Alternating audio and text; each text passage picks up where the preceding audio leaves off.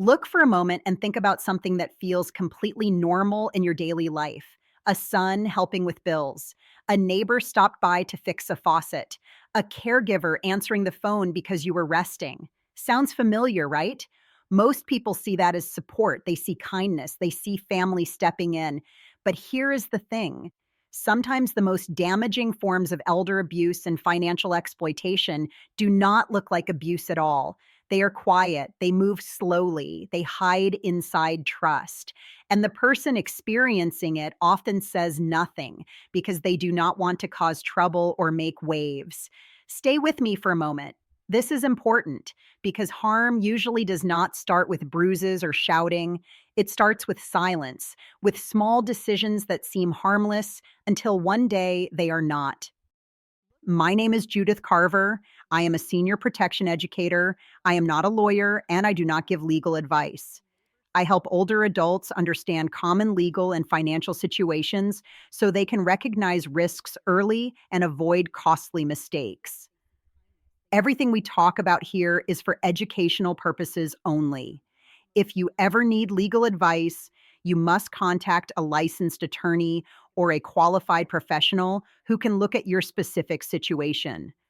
My work is about clarity, dignity, and prevention. And I believe deeply in one simple truth: your rights do not expire with age. Let us start with what elder abuse really means.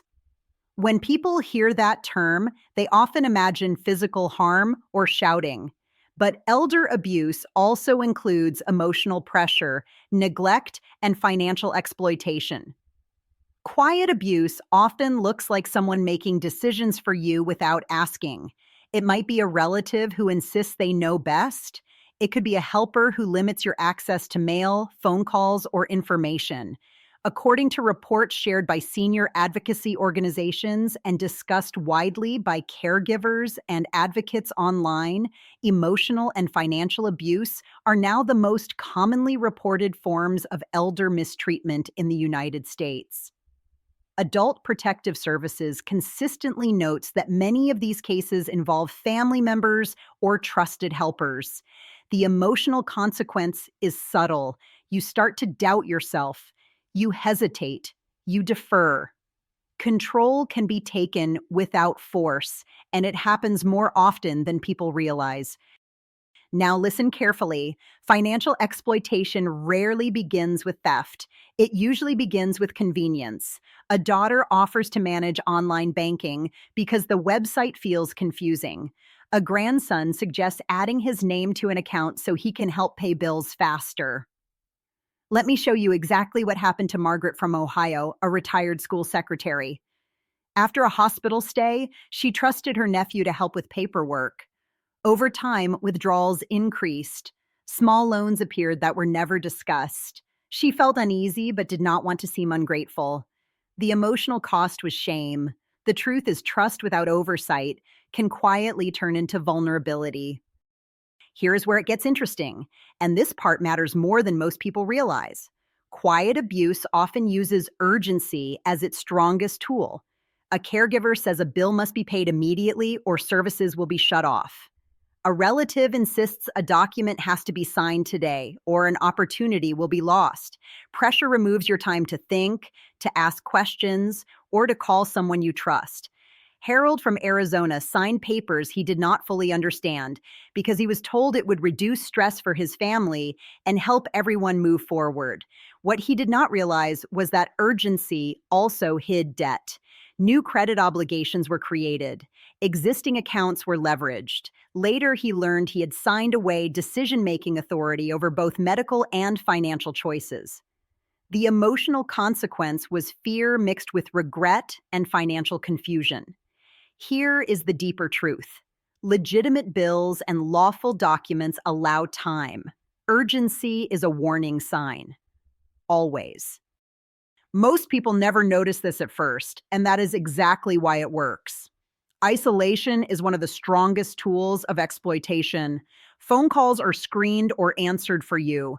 Mail goes missing or is opened first. Appointments are suddenly always shared, supervised, or rescheduled without your input. A widow named Linda in Pennsylvania stopped hearing from her church friends because her caregiver said visits were too tiring and phone calls were disruptive. Over time, Linda felt lonely and increasingly dependent, even though she had been independent her entire adult life. What isolation really does is remove witnesses. It limits outside perspectives that might ask questions or notice changes. It also makes the older adult feel they have fewer options. Isolation weakens your support system quietly. The truth is simple and powerful. Connection is protection, and staying connected keeps balance in your life. Watch out for this. Emotional manipulation often sounds like concern. Phrases like "we are only trying to help" or "you would not manage on your own" slowly reshape confidence. Senior advocacy stories shared in community newspapers and online show this pattern again and again. Experts warn that repeated negative framing can erode self-trust even in cognitively healthy adults. George from Texas was told repeatedly that his memory was failing. He began to believe it, even when medical evaluations showed otherwise.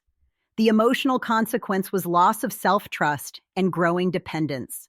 Repetition can rewrite reality if left unchecked, and that damage happens quietly. Pause for a moment. Financial exploitation can come from strangers, but quiet abuse most often comes from people you know.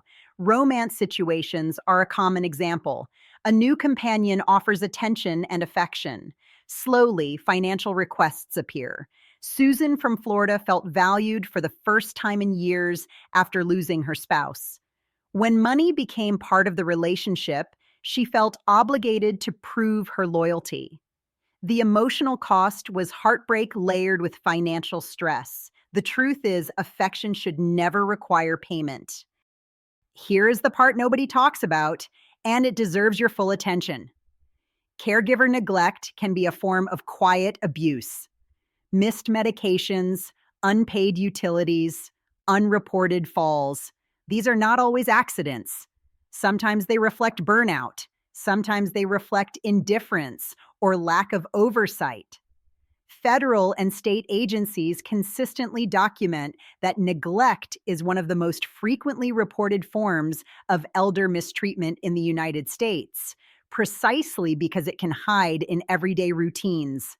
Robert from Michigan noticed his lights were shut off even though he had money set aside and automatic payments were supposed to be in place. His caregiver had ignored repeated notices. The emotional consequence was fear, confusion, and a sense of being unsafe in his own home. Oversight protects both you and the caregiver, and accountability protects your well-being. Okay, stay with me here. Legal documents are powerful tools and powerful risks. Powers of attorney and account authorizations can help or harm depending on how they are used. Consumer protection agencies warn that overly broad authority is a common factor in financial exploitation cases. A common pattern is asking for full control when limited authority would be enough. Ellen from California signed a document without understanding its scope because she trusted the person presenting it. Later, she felt she had lost her voice. The emotional consequence was helplessness. Documents should always be explained before they are signed. Always. Do not let them fool you. Quiet abuse often survives because the older adult feels responsible for keeping peace. They fear family conflict. They worry about being a burden. Senior-focused reporting shows this again and again. Many older adults stayed silent because they did not want to break up the family or be seen as difficult. This is the untold truth. Silence protects the abuser, not the victim. When Thomas from North Carolina finally spoke to a financial counselor recommended by his bank, he felt relief and clarity instead of conflict. Speaking up is not betrayal. It is self-respect. This is where solutions matter, and this is the part that can change everything. Verification is your ally. Ask for written explanations, not just verbal promises. Request copies of bank statements, credit card activity, medical bills, and any document someone wants you to sign. If a person reacts with irritation or says you are being paranoid, that reaction is information. Involve a neutral third party, such as a trusted advisor, a longtime friend, a bank branch manager, a clergy member you trust, or a community advocate, and take your time. A legitimate bill can be verified. A legitimate document can be reviewed. No legitimate decision requires secrecy, rushing, or isolation. When you slow the process down, you create space for truth to show itself. Transparency restores control, and control restores confidence, one clear step at a time. Now, this is critical. If you are experiencing abuse or exploitation and you are afraid to speak openly, you can report concerns anonymously in the United States. Adult Protective Services in your county accept confidential reports. You do not have to prove anything. You only have to raise a concern. Many states also allow anonymous tips through aging services hotlines. If financial exploitation is involved, banks and credit unions can flag suspicious activity without confronting the person involved. You can also contact your local long-term care ombudsman if the abuse involves a facility or caregiver. These systems exist to protect you quietly and respectfully. Here's an extra tip. If something feels off but you cannot explain why, trust that feeling. Quiet abuse often triggers discomfort before evidence appears. Advocates consistently say this is one of the earliest warning signs. Keep notes, save messages, write down dates and conversations while they are fresh.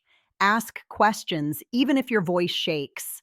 Documentation creates options. You deserve clear answers and respectful treatment.